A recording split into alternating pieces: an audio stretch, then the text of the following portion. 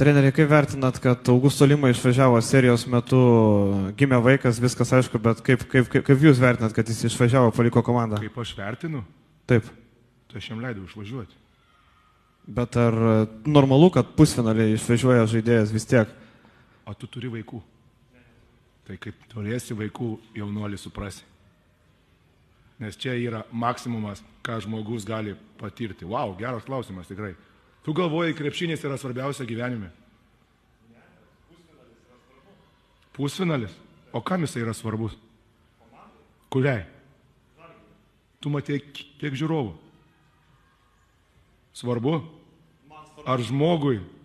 Tai tu kaip vaiką pirmą savo pamatysi, tai tu suprasi, kas yra gyvenime svarbiausia. Ateik su manim pašnekėti tada. Nes nieko negali būti didingesnio pasaulyje kaip vaiko gimimas.